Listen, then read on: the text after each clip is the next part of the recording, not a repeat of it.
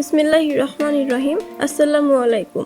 আজ আমি আপনাদের সঙ্গে শেয়ার করব মজাদার এবং soft eggless mango cake recipe. কোনো রকম কালার ছাড়া কড়াইয়ের মধ্যে কেকটি করে দেখাবো। তো চলুন রেসিপিটি শুরু করি। এখানে আমি দুটো পাকা আম নিয়েছি। আমগুলো অবশ্যই মিষ্টি দেখে নিতে হবে। এখানে আমি আমগুলোর একটা স্মুথ পেস্ট বানিয়ে নিয়েছি। চুলার মধ্যে প্যান বসিয়ে আমের পিউরিটা দিয়ে দিব।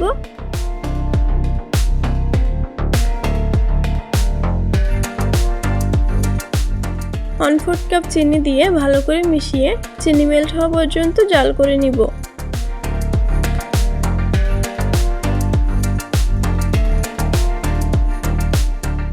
এখানে আমি একটা মিক্সিং বোলের মধ্যে 1/2 কাপ পাউডার সুগার নিয়েছি,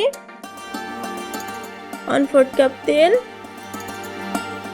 1/4 কাপ পানি এবং অল্প একটু জায়ফল গ্রেট করে দিব। আপনি এখানে পানির পরিবর্তে দুধও ব্যবহার করতে পারেন।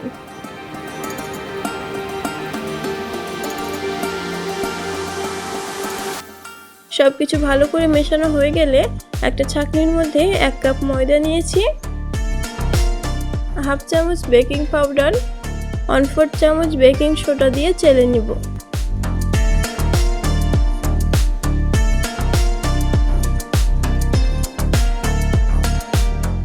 একটা হুইস্কের সাহায্যে ভালো করে মিশিয়ে নিব যেন এর মধ্যে কোনো রকমের লাম্প না থাকে।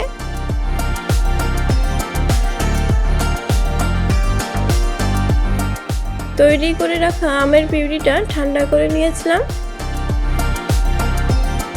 3 টেবিল স্পুন আমের পিউরি দিয়ে দিব। এবার এটাকে ভালো করে মিশিয়ে নিব।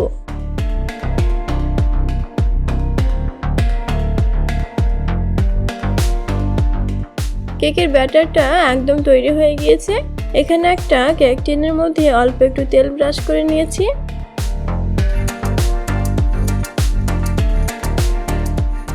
অল্প একটু ময়দা দিয়ে পুরো কেক টিনটা কোট করে নিব যেন কেকটা খুব সহজে ডিমোল্ড হয়ে যায়।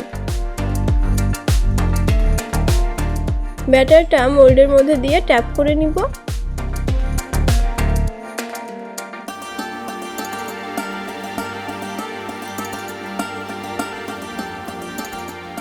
চুলায় কড়াই বসিয়ে ঢাকা দিয়ে দিব। ঢাকনার মধ্যে যে ফুটো আছে সেটা বন্ধ করে দিতে হবে। 5 মিনিট প্রিহিট করে নিব।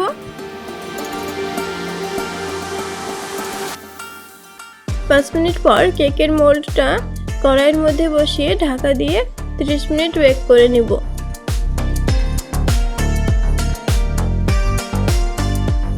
30 মিনিট পর একটা টুথপিক দিয়ে কেকটা চেক করে নিব। টুথপিকটা একদম পরিষ্কার বের হয়েছে, এর মানে কেকটা ভালো মতো বেক হয়ে গিয়েছে।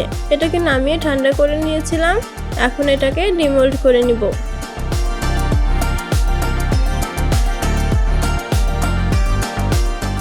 দেখতেই পাচ্ছেন কেকটা কতটা সফট এবং স্পঞ্জি হয়েছে। এবার কেকটাকে আমি একটু ডেকোরেশন করব। উপরে একটু আমের পিউরি দিয়ে সমান করে ছড়িয়ে দেব।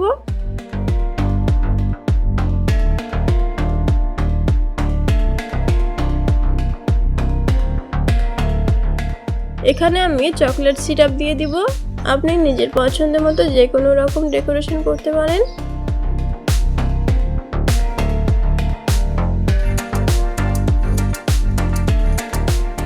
তৈরি আমাদের মজাদার ম্যাঙ্গো কেক রেসিপি। আবারও কথা হবে অন্য কোনো ভিডিওতে। ততক্ষণ পর্যন্ত ভালো থাকবেন, সুস্থ থাকবেন এবং দেশি রাঁধুনির সঙ্গে থাকবেন। আল্লাহ হাফেজ।